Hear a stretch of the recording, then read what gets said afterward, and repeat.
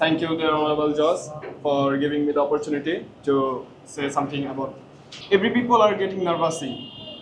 I also get nervous in that time, in that case, because it's so much difficult for us to say anything and in front of everybody or our dear Honorable Judge. So we have to prepare ourselves that we can do it. If we think ourselves that we can do whatever we want, right? So please get your imagination power and use it.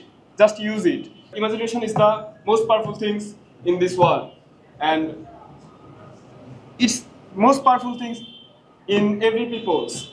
Because I'm also getting nervous here, so I have to finish before 3 minutes. So there are our honorable judge and some teachers.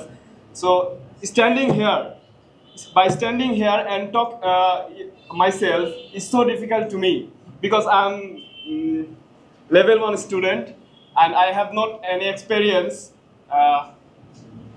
before. So that's all. Thank you for sir.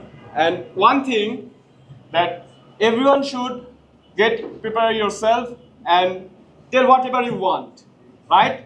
So thank you, sir, and thank you, What's ma'am. your name? My name is Riyad, and Riyad. Rachel Haq Riyad. Ma'am, I'm so nervous. Very nervous.